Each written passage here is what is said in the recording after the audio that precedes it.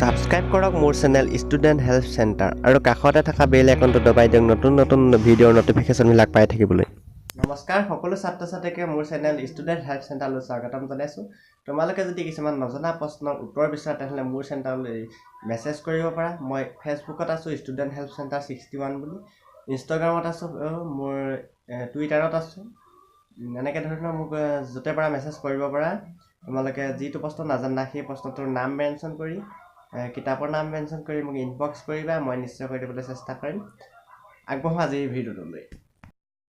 আজিৰ এইটো ভিডিঅ'ত আমি আলোচনা কৰিম দশমমান শ্ৰেণীৰ অনুশীলনী 1.2 2 নম্বৰৰ 3 নম্বৰৰ প্ৰশ্ন উত্তৰটো, 2 নম্বৰৰ চাব পইণ্ট 3 নম্বৰটো। তাতে তোমালোকে যদি কিতাপখন উলিয়ালে সুবিধা হ'ব। তাতে লেখা আছে তলৰ অখণ্ড সংখ্যা কেইযোৰৰ লসাগু আৰু গসাগু উলিওৱা, সত্যাপন কৰা যে লসাগু ইনটু গসাগু ইকুৱেল টু সংখ্যা দুটাৰ পূৰণফল। এনেকুৱা আগৰকেইটা মই কৰি দিছোঁ অলৰেডি। আজি 3 নম্বৰটো কৰিব ওলাইছোঁ। আগৰ 1 2 কেইটা আমি কৰিলোঁ, 3 নম্বৰটো আজি কৰিব ওলাইছোঁ। চ' চাই যাবা এপিনৰ পৰা।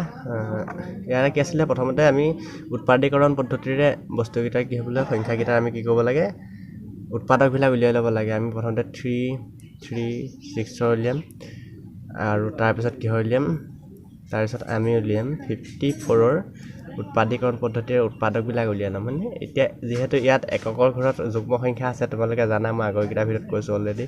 যুগ্ম সংখ্যা থাকিলে 2 বা 5ৰে যাব। সাধাৰণতে 2 কৰিলে বেছি সুবিধা হয়, সেইকাৰণে 2 কৰিলোঁ, এবাৰ গ'ল। 3 হ'ল, 3 1 গুচি গ'ল 13ৰ 2 6 গুণ 12, 1 থাকিলে 18। এইবিলাক নৰ্মেল, এইখিনি মই আকৌ বুজাই নাযাওঁ, আপোনালোকে নিজে নিজে চাই ল'ব।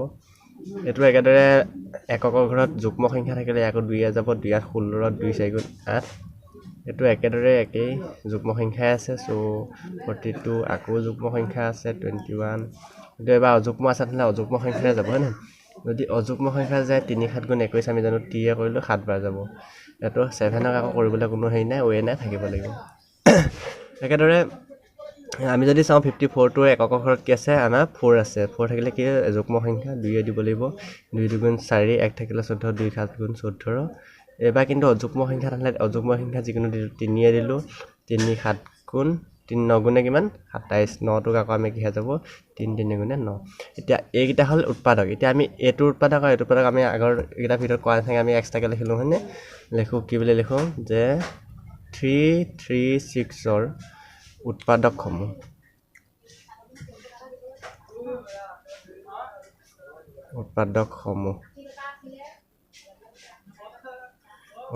বুলি লিখি আমি কি কৰোঁ বাৰু, নৰ্মেলতে আমি কি কৰোঁ, ইকুৱেল দি পেলাই আমি সেইখিনি পূৰণ কৰি দিওঁ। 2 2 ইনটু 2 ইনটু 2 ইনটু 2 ইনটু 3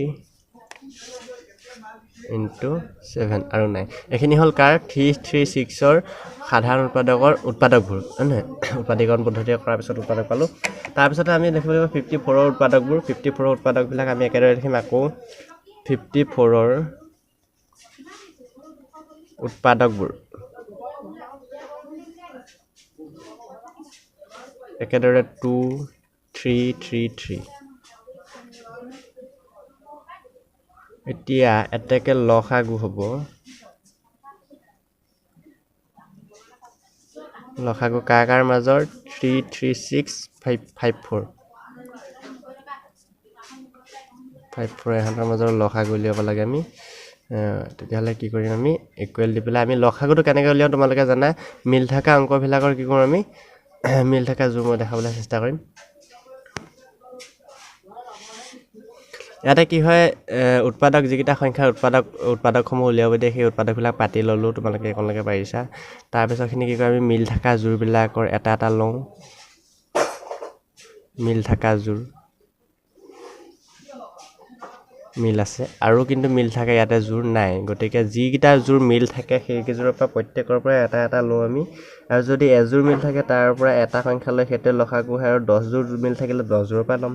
যিমান জোৰ মিল থাকে সিমান জোৰ লৈ পেলাই কি কৰিম, তাৰ পৰা এটা এটা লৈ আমি পূৰণ কৰিম। ইয়াত যিহেতু 2 এযোৰৰ পৰা এটা আহিব, 2 ইনটু দিলোঁ 3 2 নম্বৰ জোৰৰ পৰা এটা আহিলে 2 3 6। এতিয়া লসাগু কিমান হ'ব, 6 হ'ব। একেদৰে আমি গসাগুটো তোমালোকে জানা, আগৰকেইটা ভিডিঅ' যদি চাইছা তেন্তে নিশ্চয় বুজি পাবা, আৰু যদি নাই চোৱা ডিছক্ৰিপশ্যনত চাবা, মই আগৰকেইটাৰ ভিডিঅ' যিকেইটা হেৰি আমি দি দিম। চৰি, এইটো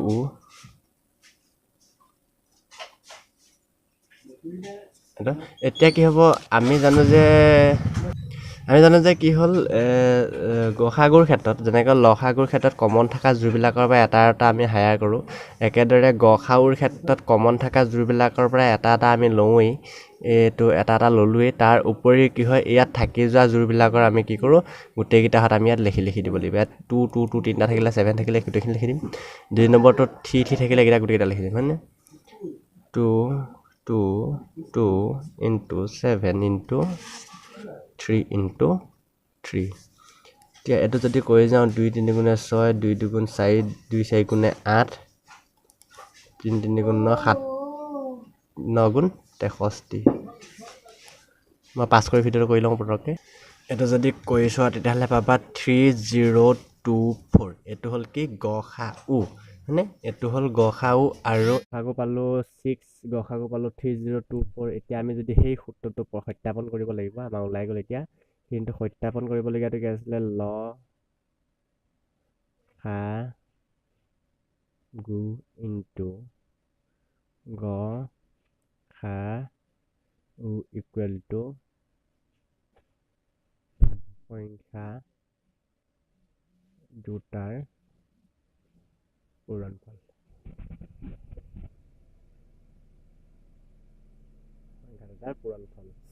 এতিয়া আমি যদি কৰি যাবলৈ চেষ্টা কৰিম লসাগু আছিলে 6 আৰু গসাগু আছিলে 3024 ইকুৱেল টু সংখ্যাকেইটা আছিলে কিমান 336 into 54 এতিয়া এইকেইটা তোমালোকে পূৰণ কৰি চোৱা যদি পূৰণ হয় একেই ওলাই তেতিয়াহ'লে কি হ'ব অংককেইটা শুদ্ধ হ'ব তোমালোকে যদি এইটো চাইড ইকুৱেল টু এইটো চাইড ওলাই মই কৰি চাবলৈ চেষ্টা কৰিম এটা যদি তোমালোকে এইকেইটা কৰি চোৱা কিমান ওলাব 18144 এইটোৱে চেম ওলাব তাৰ ইপিনটোৰ কি ওলাব ইপিনটোৰ চেম ওলাব ইপিনটোৰ কিমান ওলাব 18144 এতিয়া যিহেতু এই শাৰী সমান এইকেইটা পূৰণ ফলটো এইকেইটাৰ সমান লাগিলে সূত্ৰটো আমি প্ৰমাণ কৰি দিয়া হ'ল এটাকে প্ৰমাণিত বুলি লিখি দিলেই হৈ যাব প্ৰমাণিত আশা কৰোঁ ভিডিঅ'টো বুজি পালা আগৰ দৰে আজিও যদি লিখি ল'বলৈ বিচৰা তেন্তে হ'লে লিখি ল'বা মই এবাৰ তোমালোকক লিখি ল'বলৈ সুবিধা দিম পাছ কৰি ভিডিঅ'টো লিখি ল'বা এবাৰ মই তেতিয়ালৈকে সুবিধা দিছোঁ লিখি ল'বলৈ তোমালোকে যদি বিচৰা ভিডিঅ'টো লিখি ল'বা আৰু আগৰ দৰে পঢ়ি থাকা ভালদৰে পঢ়া আৰু যদি কিবা অংক নুবুজা আছে মোক ইনবক্স কৰিবা মই নিশ্চয় কৰি দিবলৈ চেষ্টা কৰিম ধন্যবাদ